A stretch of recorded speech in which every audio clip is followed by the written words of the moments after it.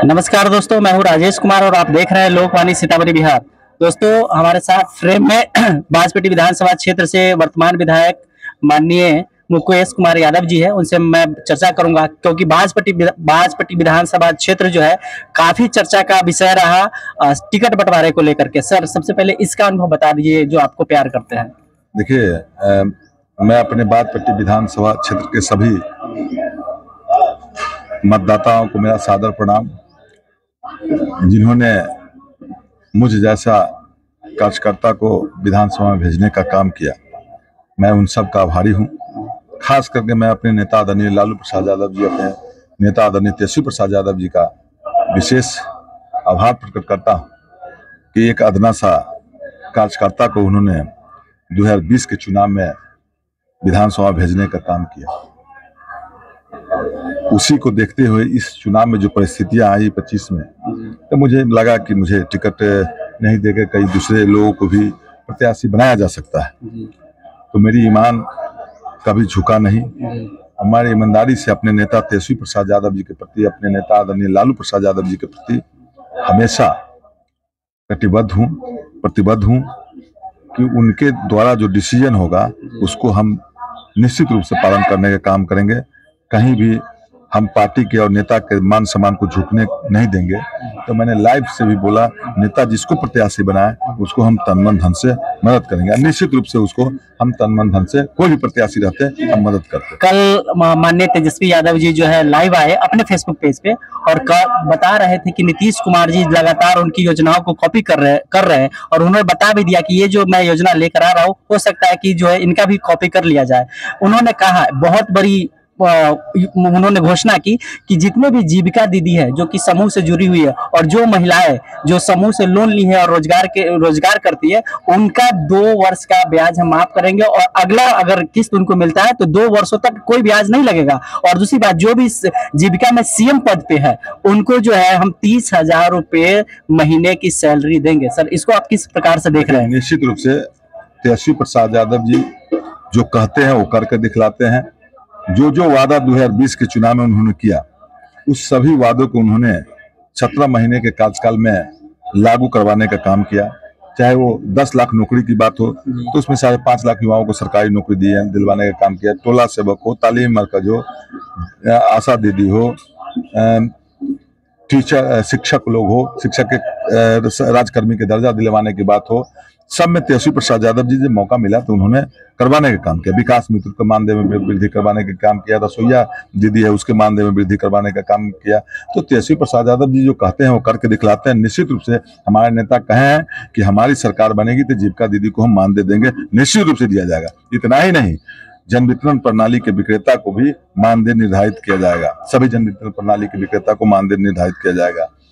सभी महिलाएं जिनकी आयु 18 वर्ष से ऊपर है, सभी के खाता में 2500 रुपया महीना दिया जाएगा। गैस सिलेंडर 500 रुपया में दिया जाएगा। तेजस्वी प्रसाद यादव जी का जो घोषणा पत्र है, निश्चित रूप से उनको काम करने की स्टेमिना है, काम करने की क्षमता है और उनको है जो हम ललक है जो हम काम करें। और निश्चित रूप से मौका मिलेगा तो तेजस्वी प्रसाद यादव जी जो योजनाओं को उन्होंने अपने एजेंडा में रखे हैं उसको लागू करने का काम करें। सर, चुनाव आयोग द्वारा जो है बहुत सारे आरजेडी प्रत्याशी का नॉमिनेशन पता चल रहा है कि कैंसिल कर दिया जा रहा है। ये किसी का साजिश है पीछे से? कहीं न कहीं हमेशा जो एनडीए के लोग हैं उसके इशारे पर चुनाव आयोग चलते हैं और कहीं न कहीं भेदभाव किया जाता है।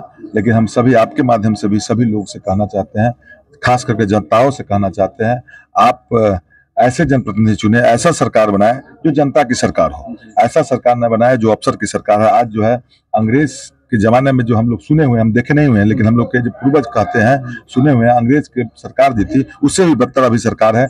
उनके मंत्री जो है उनकी बात नहीं सुनी जा रही है। यहाँ तक कि मुख्यमंत्री की बातों को तवज्जो नहीं दिया जा रहा है। मुख्यमंत्री जी कहें स्कूल के टाइम 10 से 4 करने के लिए तो उनके के पाठक एक प्रधान सचिव शिक्षा विभाग के, उनके बातों को भी तवज्जो नहीं दिया।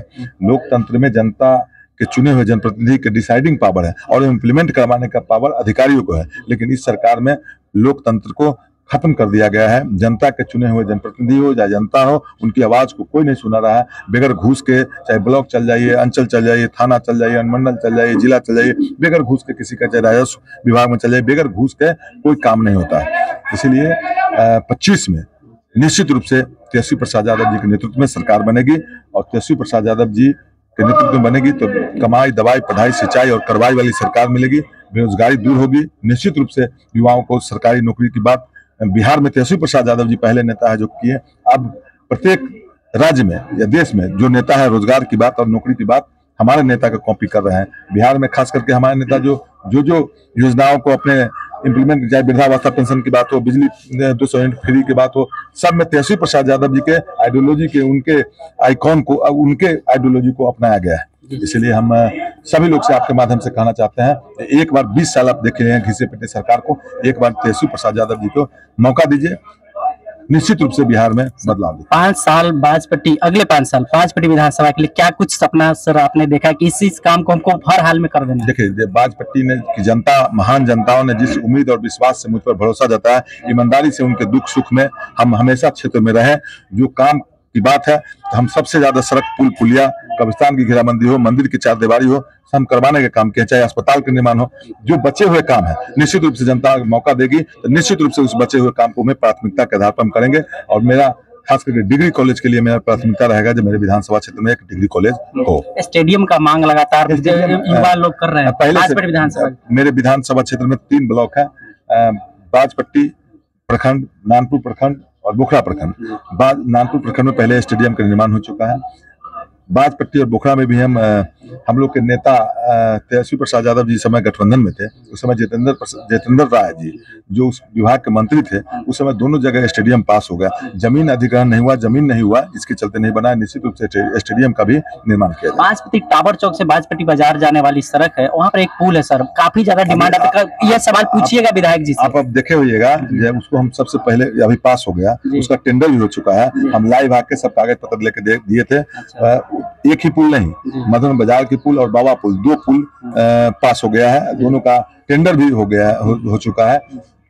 ठेकेदार भी बहाल हो चुका है। आचार संहिता लग गया इसलिए काम नहीं शुरू हुआ। निश्चित रूप से काम शुरू होगा। छठ पर्व है सर, अपने प्यारे हम इस महान लोक आस्था के पर्व छठ के शुभ अवसर पर अपने बाजपट्टी विधानसभा क्षेत्र के सहित संपूर्ण बिहार और देशवासियों को शुभकामना देते हैं, बधाई देते हैं और छठी मैया से आशीर्वाद मांगते हैं कि हमारा राज्य, हमारा देश खुशहाल हो।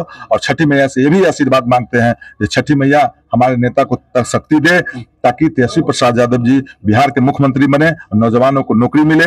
जो बचे हुए काम है, राज्य को आगे देश के सबसे अगले पैदान पर बढ़ाने का काम हमारे नेता करे, इतनी शक्ति हमारे नेता आदरणीय तेजस्वी प्रसाद। हो सकता है सर कि आने वाले चुनाव के बाद हो सकता है कि माननीय विधायक जी, अभी विधायक जी हो सकता है कि आने वाले समय में मंत्री पद भी इन्हें मिल सकता है, क्योंकि सामने जब अपना फेसबुक पर इन्होंने पोस्ट किया तो बहुत सारे लोगों ने, लगभग 55,000 एक घंटा में लोग देख लिए थे और बहुत ही ज्यादा जो है वह पोस्ट जो है मजबूत था, भावुक करने वाला था कि एक विधायक पूरे बिहार में ऐसा भी है कि टिकट का लालच कभी नहीं करता। सर आपने हमें समझ लिया, इसलिए आपको बहुत। माननीय विधायक मुकेश कुमार यादव जी थे और इन्होंने आप सभी अपनी योजनाओं पर चर्चा की तथा अगले 5 साल में वो क्या कुछ करने वाले हैं उन पर चर्चा की। और दोस्तों मैं बता दूं कि मैं अभी इस पर वक्त जो है बाजपट्टी विधानसभा क्षेत्र में ही उपस्थित हूँ। अगले 5 साल में क्या कुछ होगा, इन सभी चीजों के साथ मैं बार बार विधायक जी से आपको रूबरू कराता रहूंगा। तब तक आप बने रहे लोकवाणी न्यूज चैनल के साथ। धन्यवाद। आपका दिन शुभ हो, आप स्वस्थ रहे, मस्त रहे।